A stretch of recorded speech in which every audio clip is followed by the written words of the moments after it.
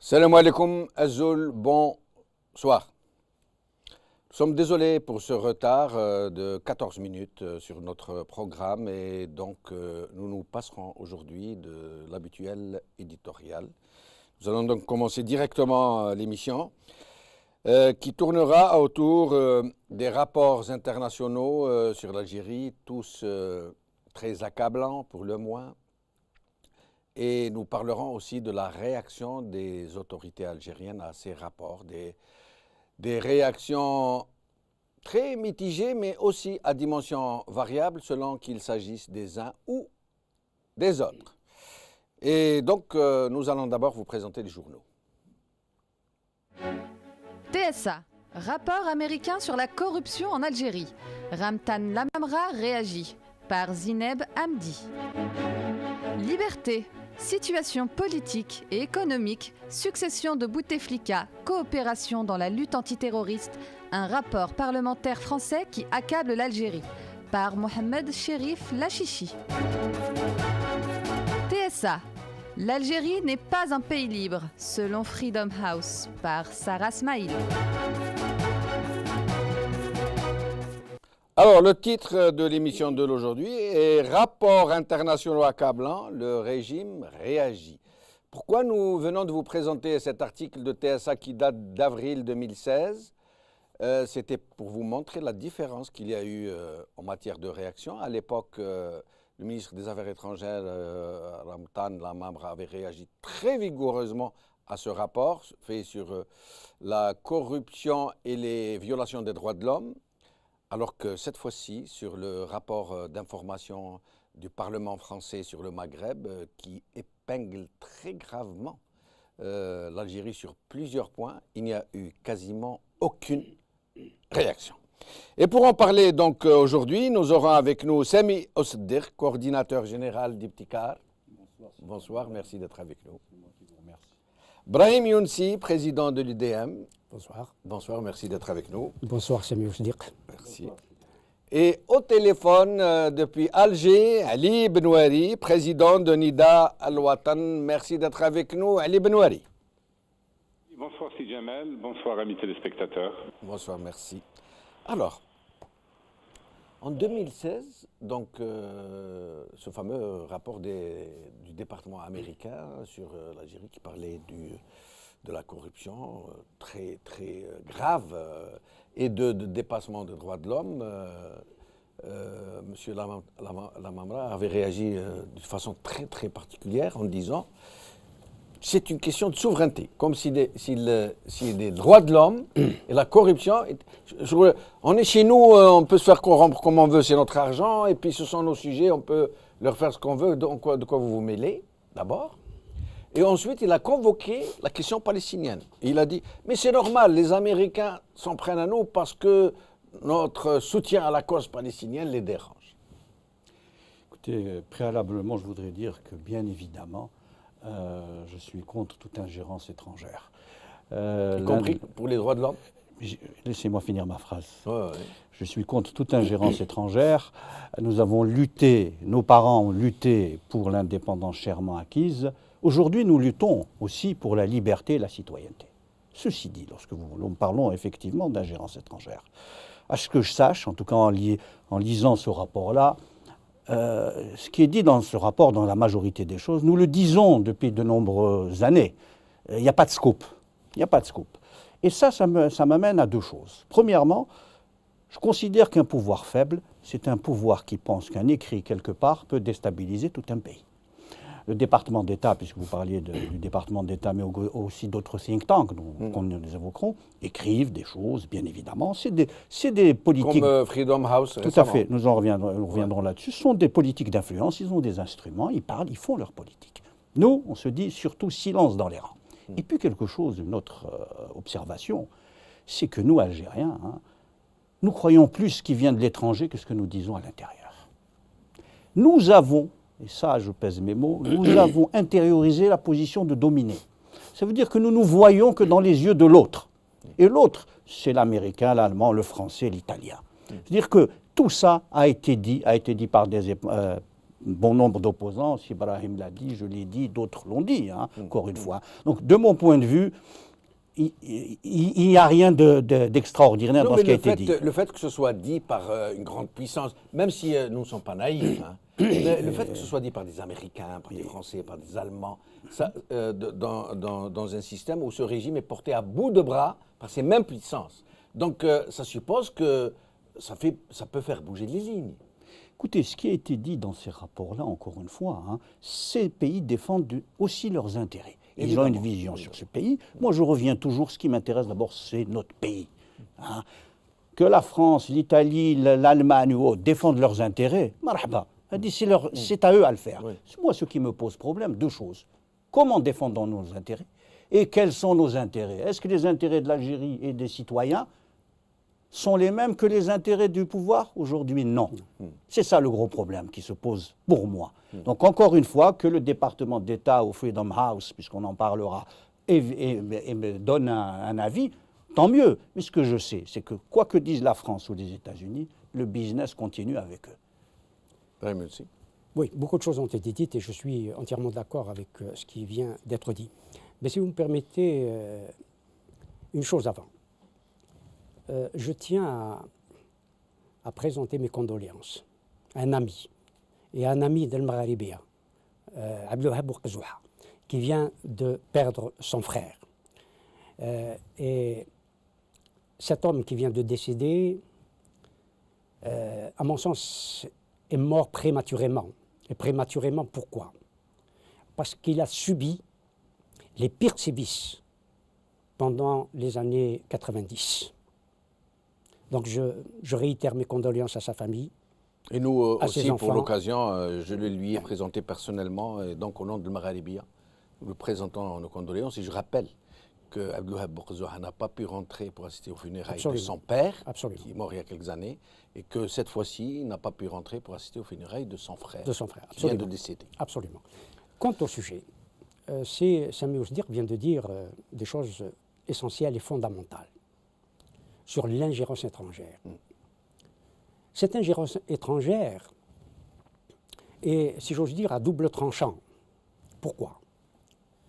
Parce que le pouvoir établi à Alger s'offusque des rapports négatifs qui sont faits. Mais il se réjouit, à contrario, des rapports, entre guillemets, positifs qui lui sont faits aussi. Qui l'encensent. Comme c'est le cas en ce moment avec l'équipe Trump. Par exemple, lorsque n'importe quel sous-directeur de n'importe quel département ou n'importe quel chef de service fait l'éloge du pouvoir, de la politique algérienne, en dépit de la question des droits de l'homme et de la corruption, le pouvoir je vais vous interrompre parce qu'il semble qu'il y ait un petit souci sur votre micro. Ali Benouari, vous êtes avec nous. Oui, je suis avec vous. Alors, donc, nous allons d'abord commencer par parler de ce fameux rapport américain, d'État américain qui est en avril 2016, sa forte réaction algérienne, puis nous viendrons tout naturellement au rapport français, donc actuel des deux parlementaires français qui ont séjourné 6 mois au Maghreb et qui ont mené des investigations très poussées, qui ont donc commis un rapport quasi accablant sur tous les pays du Maghreb et notamment sur l'Algérie. Vous nous direz ce que vous pensez de l'une et l'autre réaction, c'est-à-dire la réaction au rapport d'État américain et l'absence totale de réaction au rapport français qui pourtant dit bien des choses. Oui, je salue d'abord la qualité de votre plateau, la personne de Ibrahim Younes et Sami Ouzdir. Je réagis à votre sujet, d'abord en me disant en parfait accord avec ce que vient de dire mon ami Sami Ouzdir. Le mot qui m'est venu à l'esprit immédiatement, non pas s'agissant du rapport de Freedom House, mais s'agissant du rapport officiel américain et français. C'est le mot qui m'est venu à l'esprit immédiatement, c'est ingérence. Ingérence, j'ai envie de leur dire balayer devant votre porte avant de vous occuper de notre pays. Notre pays a eu plusieurs occasions. Il y a eu plusieurs occasions pour lui manifester votre solidarité. Vous ne l'avez jamais fait, bien au contraire. Aujourd'hui, votre rapport et vos observations sont malvenues. Cela étant, cela n'enlève rien au bien fondé des remarques qui sont faites par le rapport officiel américain que par le rapport des parlementaires français. Donc je sépare l'ingérence de gouvernement, qui sont nos partenaires privilégiés, du rapport de Freedom House, qui est une ONG, et c'est une autre affaire. Et d'ailleurs, on aura peut-être tout à l'heure l'occasion d'en parler, mais Freedom House, pour ceux qui seraient tentés d'attaquer cette ONG, il faut voir qu'ils ont également épinglé l'Arabie Saoudite et des pays qui leur sont alliés et qui sont plus mal classés encore que l'Algérie. Mais revenons au rapport américain. Le rapport américain, comme le rapport français, encore une fois, suscite l'étonnement. Suscite l'étonnement non pas tant en raison de leur contenu, puisqu'encore une fois, l'opposition algérienne et les Algériens n'ont pas attendu les réactions de ces deux pays pour dénoncer la corruption, pour dénoncer les atteintes aux droits de l'homme et à la liberté de la presse. Je profite également de votre antenne pour exprimer toute ma sympathie à l'égard de M. Kamel bin Fakhar, qui risque sa vie, qui risque de mourir en prison, et qui est aujourd'hui, vous connaissez Kamel bin Fakhar, c'est un militant du MZAB qui est incarcéré sans raison. Qui est en grève de la faim, ainsi que d'autres de ses compagnons. Comme l'autre journaliste. Oui, absolument. Et il faut le faire maintenant avant que l'irrémédiable n'arrive. Il sera trop tard, évidemment, pour exprimer nos condoléances à sa famille. Donc je dis que ces deux rapports sont fondés, mais je dénonce l'ingérence de la France et des Américains dans nos affaires. Et j'attends avec impatience une commission parlementaire algérienne chargée d'enquêter sur la corruption et sur les atteintes aux droits de l'homme en France. Parce que vous en attendez quelque chose, une éventuelle commission parlementaire algérienne, elle pourrait dire des choses, vous pensez? Bien sûr, les atteintes, la corruption sévit en France à travers de nombreux scandales et de nombreuses affaires. Mais, comme disait Sami Oussedir, nous voyons dans le regard des autres. C'est-à-dire que nous sommes bons à prendre les coups, mais nous n'en rendons aucun. La France est mal placée pour nous donner des leçons en la matière. Restez avec nous, Ali Benouari. Nous allons écouter un extrait du rapport verbal d'un des deux députés, des deux parlementaires français devant le Parlement français, M. Tessier. Et écoutez bien, il va aller au-delà des propres termes écrits du rapport. Il va dire des choses qui ne figurent même pas sur le rapport. Et c'est très loin et aucune réaction à ce qu'il va dire, vous allez entendre, de la part du régime algérien. Écoutez. Bon, pour ce qui est de l'Algérie, voilà encore un autre grand pays. Nous nous sommes rendus. Et au plan politique, la question qui préoccupe tous les esprits, mais quand je dis tous les esprits, c'est vraiment tous les esprits, c'est celle de la succession d'Abdelaziz Bouteflika, qui a été réélu, comme vous le savez, en 2014, dès le premier tour. De nombreux mouvements internes ont lieu dans les milieux administratifs. Vous savez qu'en Algérie, l'armée occupe un poste très très très important, et notamment par son chef d'état-major qui se verrait bien probablement en successeur de Bouteflika. Voilà, donc le choc pétrolier a pesé terriblement sur l'Algérie depuis 2014, et donc le mécontentement grandit, et je vous le disais particulièrement chez les jeunes, qui d'ailleurs, vous vous souvenez, ont manifesté leur mécontentement en 2015. Le rythme de la croissance est trop faible pour résorber le chômage, qui touche 30% des jeunes qui ont entre 16 et 24 ans. Donc malgré le discours du gouvernement sur la diversification, les contraintes administratives continuent à peser sur le secteur privé en Algérie. Nous avons rencontré plusieurs chefs d'entreprise qui nous ont expliqué leurs difficultés incommensurables avec l'administration algérienne pour pouvoir créer des entreprises. Cette fragilité économique est d'autant plus inquiétante que la société est marquée par des mouvements centrifuges importants. L'Algérie a connu de 2014 à 2015 des affrontements à Gardaïa. Les plus graves incidents sont ceux de la décennie de 90, mais de cela, vous vous en souvenez. Ces forces donc font peser sur le pays un danger de délitement et d'un retour aux solidarités régionales vécues comme plus protectrices dans un contexte économique dégradé, soit quand nous devions être très...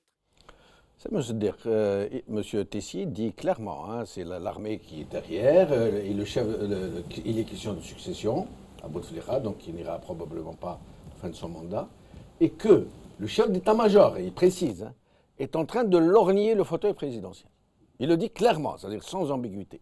Et pas de réaction à une telle outrance, parce que, après tout, c'est un parlementaire français. De quoi je me mêle? Tout à fait. J'entends ce que dit ce monsieur, hein, qui est quand même, vous le dites, parlementaire français, donc représentant officiel, d'une certaine façon, Oui, évidemment. Co-rédacteur du rapport. Il a pour chef la présidente de la commission des affaires étrangères de l'Assemblée nationale française et Madame Elisabeth Guigou, qui fut ministre des Affaires étrangères également. Donc ce n'est pas du menu fretin. Hein. Écoutez, je suis d'abord choqué par ces paroles, pour une simple raison. Hein. Je parle de la forme, après on pourra parler du fond. Il parle de notre pays, l'Algérie, comme si c'était une sous-préfecture de la Drôme ou de la Corrèze ou à côté de Marseille. Pourquoi ce n'est pas le cas?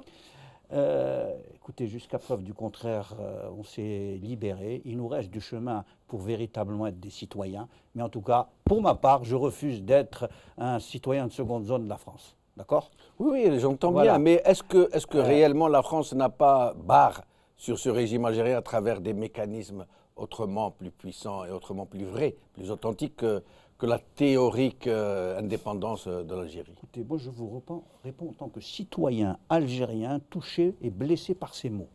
Maintenant, effectivement, qu'il y ait des rapports, je veux dire, quasiment incestueux entre la France et l'Algérie, nous le subodorons tous, nous en sommes convaincus, nous n'avons pas les preuves sur place, mais en notre fort intérieur, nous le savons. Mais ce que vous me demandez, c'est, je dirais, ma réaction en tant que citoyen algérien. Tout à fait. Celle-ci, je vous la donne.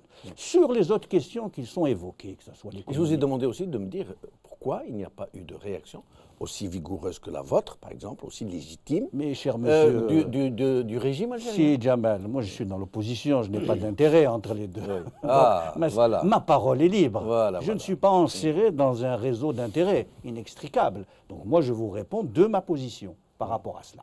Et enfin, sur ce qui a été évoqué par ce monsieur, sur l'économie algérienne et autres, encore une fois, hein, si Brahim et si Ali, qui est d'Alger, que je salue à l'occasion, nous le disons. Donc moi, ce qui me dérange, c'est la posture qu'il prend, comment il parle de nous, ces affaires-là de succession.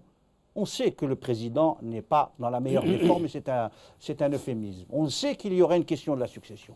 Mais que, effectivement, quelqu'un qui représente le pouvoir français dit voilà, quasiment voilà notre cheval, moi ça me pose question. Brahim Younsi, avant de vous poser la même question, je voulais vous dire que tout à l'heure, il y a une info qui est tombée. Donc, M. Jean Glavany, l'autre parlementaire, pas celui que nous venons de voir, qui lui aussi s'est exprimé, qui a dit aussi des choses graves, vient de livrer un communiqué dans lequel il dit « Je tenais à vous exprimer à quel point je regrette que la présentation que j'ai faite devant la Commission des Affaires étrangères de mon rapport d'information sur la coopération avec les pays du Maghreb ait soulevé autant d'émotions en Algérie. » Et il accuse les journalistes d'avoir brouillé l'essentiel du message. Mais sinon, l'un dans l'autre, que pensez-vous donc de la non-réaction des autorités algériennes à de telles déclarations? L'émotion au rapport s'exprime ici. Oui. Vous voulez dire qu'elle s'exprime ici, qu'elle ne s'est pas exprimée publiquement par le pouvoir algérien? Non, non. Publiquement, non. Officiellement, non. Nous n'avons pas entendu de réaction à ce rapport, vraisemblablement. Mais peut-être qu'ils les ont contactés en dessous, oui, pour leur dire, s'il vous plaît, essayez de vous excuser. C'est ce que j'allais dire, d'autant que M. Glavany s'est excusé pour les propos qu'il a tenus à l'égard du roi Mohamed VI, notamment sur sa maladie, dont il avait dit qu'elle était évolutive, etc. Donc, il s'est excusé auprès du roi Mohamed VI. Donc, il devait s'excuser pour faire l'équilibre, vous faites le geste pour faire l'équilibre, s'excuser auprès de l'Algérie pour les propos qu'il a tenus. Ceci dit, je rejoins Sami Ouzdir sur le fait de distinguer entre la forme et le fond. S'il est vrai que la forme utilisée par les rapporteurs français, les parlementaires français, est contestable, cela est évident. Mais sur le fond, nous partageons ce qu'ils disent. D'autant que vous disiez tout à l'heure que nous-mêmes, nous le disons, nous le réitérons, etc. C'est des vérités incontestables, ce qu'ils ont dit. C'est une vérité incontestable qui vient d'être dite, enfin qui a été dite, que vous venez de montrer, des propos que vient de tenir M. Tessier, un des rapporteurs, à savoir que c'est l'armée qui tient le pays. Moi, je me réjouis que des officiels français, des parlementaires français, peut-être demain des ministres français, reconnaissent que qu'il n'y a pas de démocratie, que le régime algérien est un régime militaro-mafieux, que c'est un régime militaire. C'est une dictature militaire. Il faut la qualifier. Moi, en l'occurrence, on ne peut pas faire mieux, puisque un des deux parlementaires d'un État très allié au régime, qui le porte à bout de bras, reconnaissent lui-même publiquement et devant son propre Parlement que le régime algérien est tout ce qu'on veut sauf un État de droit. Tout à fait. Il vient de le dire. Oui, absolument. Mais moi, je me réjouis. C'est-à-dire que la France, que nous voulions ou non, que la France rejoint l'opposition algérienne pour dire, voilà, il y a des atteintes aux droits de l'homme. C'est une vérité. M. Ali Benawari vient de parler de Fakhar, du docteur Fakhar. Il y a un journaliste qui a été assassiné. Il y a des gens, des compatriotes qui sont en prison. Les atteintes aux droits des gens, des droits de l'homme sont quotidiennes, etc. C'est des vérités. Moi, quand on dit la vérité, que ça vient de Paris, de Washington ou d'ailleurs, c'est une vérité. C'est la réalité de notre pays. Cela ne me choque pas. C'est ce qui me choque. Là, oui, j'interpelle les officiels français et les officiels américains. Je les interpelle. M'entendraient-ils peut-être? Que font-ils, eux, pour lutter contre la corruption algérienne? Parce que l'argent détourné d'Algérie vient, si j'ose dire, s'investir, en tout cas, acheter des biens mal acquis à Paris, à Washington, à New York et ailleurs. Que font-ils eux-mêmes? Que les États-Unis ont-ils fait? Ils ont protégé Cheikh Ibrahim, dont ils savaient pertinemment. Entre de nombreux autres. Voilà. C'est ça qui m'inquiète. Moi, je ne rejoins pas Ali Benawari sur le fait que des parlementaires algériens viendraient en France, etc. Moi, je demande aux parlementaires français de stopper en France, de dénoncer en France la corruption algérienne.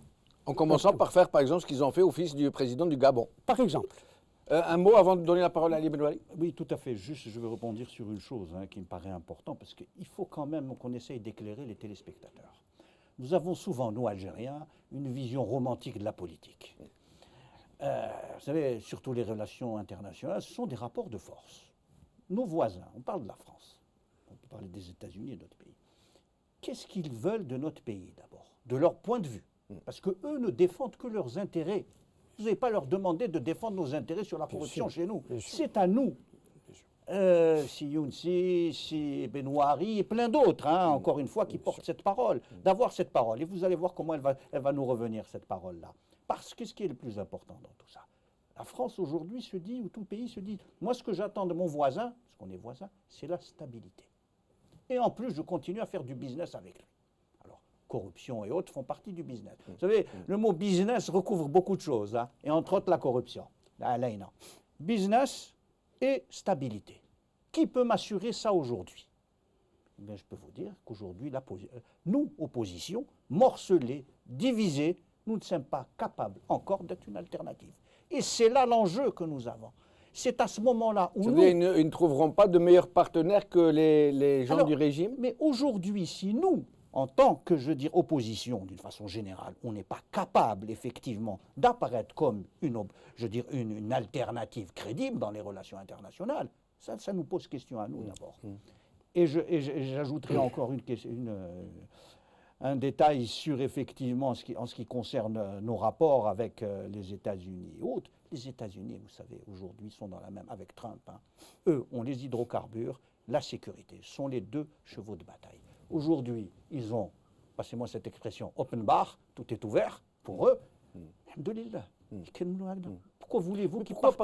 Pourquoi le régime parle-t-il de mains étrangères, de gens qui ne trouveront jamais meilleur partenaire que lui pour leurs propres intérêts? Alors, quel intérêt aurait la France ou les États-Unis ou la Russie ou la Chine à saboter un régime qui est aussi utile pour leurs intérêts? La question de la main étrangère, c'est une je dirais, une constante de notre culture politique. Elle n'est pas née il y a 15 ans. L'ennemi extérieur. L'ennemi extérieur, la main L'ennemi étrangère, intérieur, la réaction. réaction. 62 راهم Ouais, يتكلموا عليها. ouais. 62 حنا l'ennemi extérieur. Donc c'est une constante. Et puis ça permet quelque chose, parce que là je reviens et je boucle avec le sujet. Ça permet encore une fois de, je dirais, de focaliser, de coaguler les Algériens avec le pouvoir. Alors le réflexe nationaliste qui est le nôtre, qui est un réflexe positif, qui devait être un réflexe d'abord patriotique, qui consisterait à construire notre pays, est détourné pour faire corps avec un pouvoir. Alors, ils veulent nous prendre nos intérêts ici. Et ça, c'est pas possible. Ali Benouari, donc vous avez entendu M. Tessier nous dire de façon très claire que la succession de M. Bouteflika est ouverte et surtout que l'armée qui dirige réellement la baraque, son chef d'état-major, il l'a cité, hein, chef d'état-major, est en train de lorgner du côté du fauteuil présidentiel, dit de façon on ne peut plus claire. Qu'est-ce que vous en pensez, Ali Benouari? D'abord, j'aimerais réagir à ce que vient de dire Sibrahim Younsi. À propos de mon souhait que l'Assemblée nationale algérienne envoie des parlementaires enquêter sur la corruption et les atteintes aux droits de l'homme en France. C'est une boutade, vous l'aurez compris. On l'aura compris, venant de vous, Ali Benouari, des députés qui achètent leur siège aux enchères publiques ne sont pas capables d'enquêter, même pas chez eux. Un parlement fantoche qui pourrait prendre ce genre de décision. Néanmoins, j'aimerais rajouter aussi autre chose, c'est que la situation me semble absolument surréaliste. Les réactions officielles américaines et françaises sont d'un surréalisme frappant, saisissant. Pourquoi? Parce que la France et les États-Unis sont les soutiens du régime d'Alger, sont les principaux soutiens. Sans leur soutien, le régime n'aurait pas duré ce qu'il dure, c'est-à-dire depuis des décennies. Donc, alors, pourquoi surréaliste? Parce qu'il donne l'impression de dénoncer la corruption et les atteintes aux droits de l'homme et l'absence de liberté en Algérie. Et dans la réalité, ils font exactement le contraire. Ils préfèrent, comme disait Sami Oussedir, ils préfèrent commercer, faire du business avec des gens qui sont dociles et qui ne demandent pas mieux. J'en profite pour vous dire que bientôt on va recevoir la visite d'Emmanuel Macron et la cohorte de candidats aux élections en France qui s'empressent de venir à Alger chercher des soutiens financiers et autres, la contrepartie évidemment, et qu'ils contribuent et qui continuent à soutenir, n'est-ce pas, la dictature à Alger. Ça, c'est la vérité. Le reste, à mon avis, ces rapports ne sont que de la poudre aux yeux, une manière de se dédouaner. Une manière de se dédouaner. Oui, mais Ali Benouari, les termes contenus dans ce rapport, celui des parlementaires français, portent des constats très graves, gravissimes. Bien sûr, mais ils parlent de délitement imminent, de situation explosive. Oui, mais enfin, ils apprennent quoi et à qui? Certainement pas à nous, pas aux opposants algériens, au peuple algérien, pas au peuple algérien, qui sait très bien quelle est la situation et qui n'arrête pas avec beaucoup d'éloquence. Oui, mais ça apporte peut-être à l'État français qui pourrait se dire « Ah, là, je ne savais pas que c'était aussi grave, parce que si demain ça explose en Algérie, je vais recevoir un flux d'immigrants, que ça ne va pas être gérable. » Rien du tout, si Jamal, rien du tout. Ne soyons pas dupes. Ne soyons pas dupes. Ce n'est là que de la poudre aux yeux, rien d'autre. C'est une manière de se dédouaner. Comment expliquez-vous, Ali Benouari, cette profusion de rapports en tout genre, très alarmants, qui épinglent l'Algérie sur les droits de l'homme, sur la corruption, sur les dépassements, sur l'absence d'état de droit, sur les sombres perspectives, sur le chômage? Mais peut-être j'ai la faiblesse de croire que quelque part la voix de l'opposition et des opposants algériens a été entendue. Nous n'arrêtons pas de dire ce qui est dit dans ces rapports, et 100 fois mieux, 100 fois plus, avec des détails qui sont des détails d'experts, des détails d'économistes, des détails de spécialistes des droits de l'homme. Nous n'arrêtons pas d'alerter sur ce qui se passe en Algérie. Que nous soyons ou que nous ayons été entendus quelque peu, tant mieux. Je saisis aussi l'occasion pour dire que nous avons une opposition très gentille, parce que si nous dénonçons les ingérences des grandes puissances dans nos affaires en Algérie, il est de notre rôle, il aurait été de notre rôle d'aller en France, d'aller aux États-Unis et d'alerter le monde, comme le font toutes les oppositions, sur ce qui se passe en Algérie. Nous ne le faisons pas parce que nous considérons que nous n'avons pas à jeter de l'huile sur le feu quand on voit ce qui se passe en Syrie, en Irak, etc. Parce que nous savons aussi au fond de nous-mêmes que ces pays-là n'en ont rien à faire des droits de l'homme et de la démocratie en Algérie.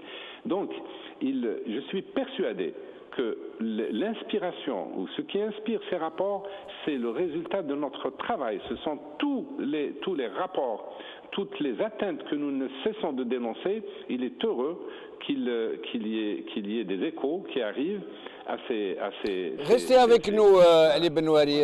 Brahim aussi, vous y croyez, vous, que c'est peut-être, Ali Benouari est en train de nous dire, c'est peut-être ce travail de longue haleine de l'opposition qui n'arrête pas, qui ne cesse pas de dénoncer ce régime, de le montrer sous son véritable jour, qui aurait peut-être finalement incité des partis à bouger, à dire ce qu'il en est. Vous y croyez? Bien sûr, j'y crois.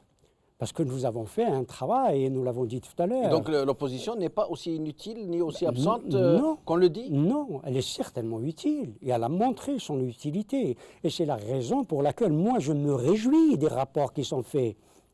Je m'en réjouis. Mais quelle Parce opposition, que quelle opposition? Vous parlez de la vôtre propre, de celle de Sami Non, mais de l'ensemble. Ou de celle qui est à Alger dans les travées du Parlement? Non, je crois que non, pas celle qui est dans les travées du Parlement. Elle ne tient pas le même discours que nous. D'accord. Elle ne tient pas le même discours. Donc il y aurait une autre opposition? Il y a une autre opposition, oui. Même celle que je dénonce souvent, quant à moi, que je flagelle souvent, celle qui est agréée. Il y a des partis, je ne vais pas en citer, oui. Il y a des partis qui défendent les mêmes positions que nous sur la question des droits de l'homme, sur la question de la corruption et sur beaucoup d'autres questions. Cela est une évidence. Je ne vais pas jeter le bébé avec l'eau du bain. Et je m'en réjouis quand je les entends dire cela. Je m'en réjouis. Donc vous persistez à dire que c'est grâce donc à ce travail de fond de cette véritable opposition sur le terrain, c'est en train de bouger? C'est aussi, je reprends aussi un terme qui a été prononcé par le député français que nous utilisions et que nous utilisons, c'est parce qu'il y a aussi, ils perçoivent un délitement de l'Algérie. Vous pouvez vous interrompre l'un l'autre, hein, ça ferait plus vivant, ça ferait... Oui, mais s'il y avait des contradictions, voilà, je le ferais. Donc, pour le moment, nous sommes dans la même... dans le complémentaire que dans l'opposition. Tout à fait. Bien que nous restions dans la position, ouais. Mais autre chose.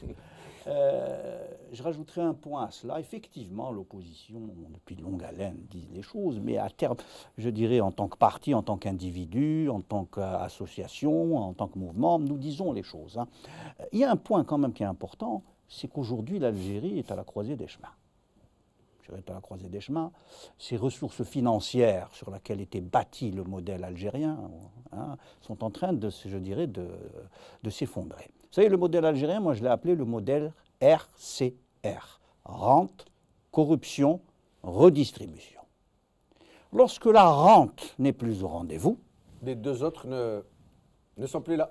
Elles ne sont plus là. Et la redistribution aussi. Donc on va avoir une redistribution des cartes. On a parlé de la succession du président de la République. Elle va se poser comme pour tout président de la République. Il y a un moment où ça se pose. N'oublions pas qu'avec lui se finit la génération Gilles Novembre, le fameux. Gilles Novembre se termine. Donc il n'y aura plus les mêmes ressources morales, politiques qu'on crédite. On met au crédit de cette génération. On va arriver dans un autre monde. Donc les pays étrangers, ceux qui ont des relations, ceux qui considèrent qu'ils ont des intérêts partout dans le monde. C'est une grande puissance se définit ainsi. Les États-Unis vous disent « j'ai des intérêts partout ». Donc ils vous donnent le cap sur ces intérêts dans votre pays, dans le mien, dans d'autres pays, et ainsi de suite.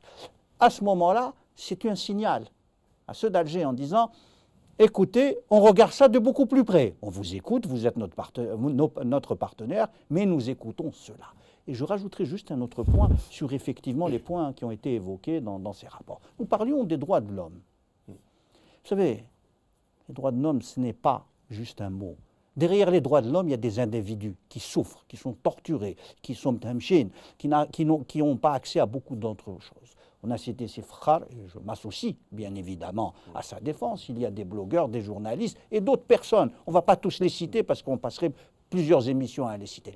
Et je veux dire toujours, derrière ces mots vous les écrivez M-O-T et M-A-U-X, hein, il y a des hommes, il y a la souffrance de notre peuple et de nos citoyens. N'oublions jamais que lorsqu'on vient sur votre plateau et ailleurs, nous ne sommes pas là juste pour donner un discours. Ce discours, il y a derrière une réalité. Et cette réalité, c'est celle-ci qu'il va falloir changer ensemble. Parce que lorsqu'on parle effectivement de l'opposition, j'ai dit quelques mots, il faut que maintenant, on est passé à un stade, si vous voulez, il y avait un premier stade où c'est un LTD et autres, on s'est réunis tous pour Ranavad.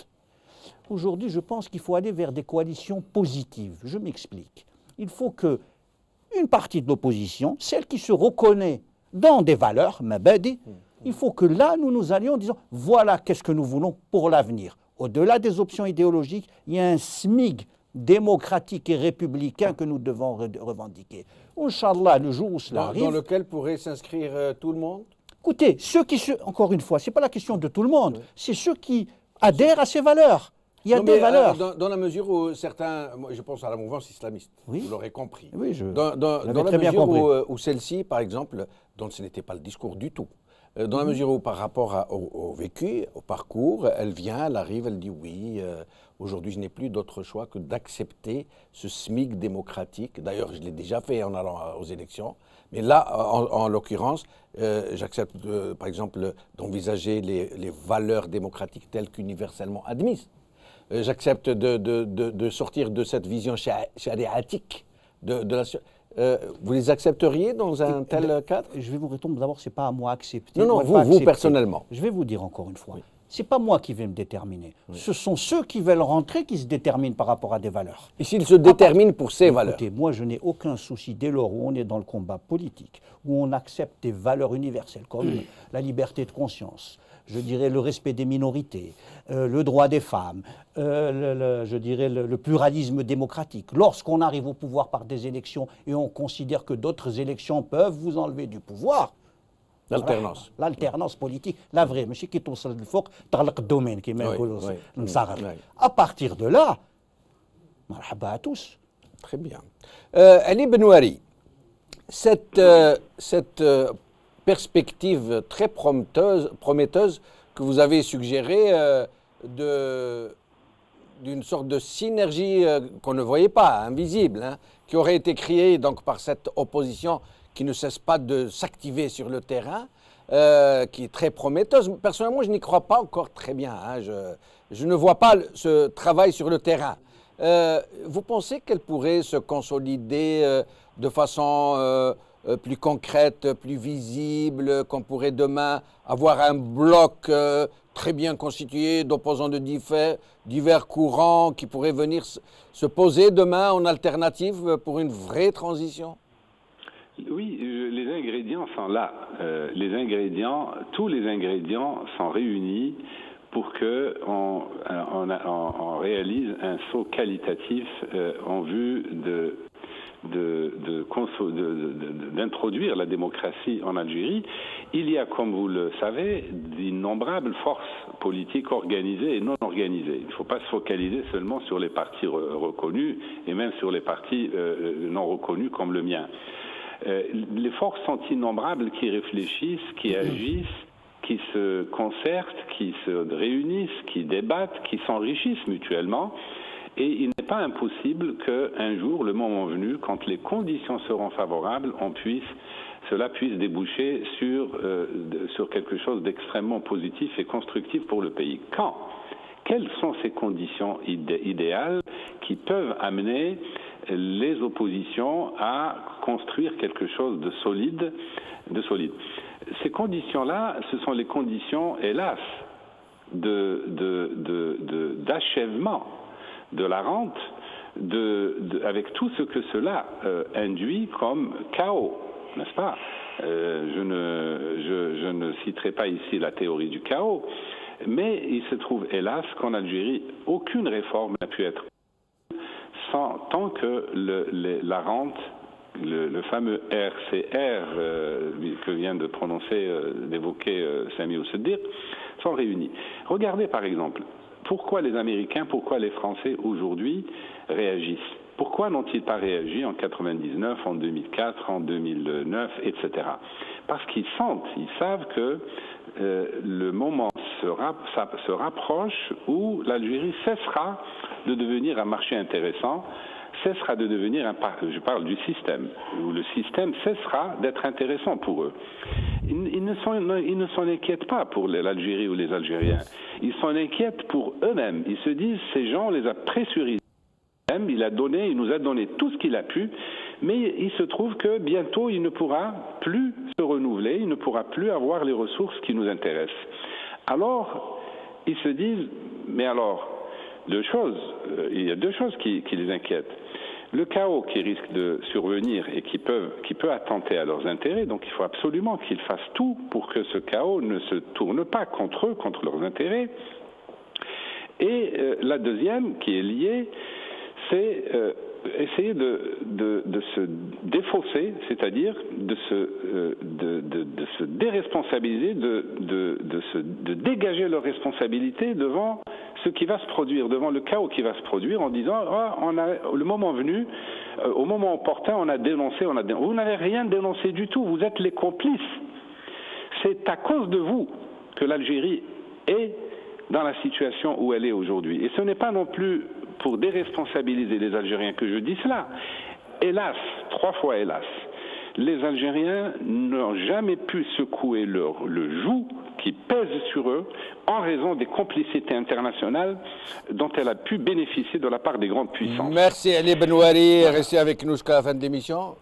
Brahim Youssi, c'est vous qui allez conclure. J'adhère à ce que vient de dire pour agréger l'opposition sur des valeurs.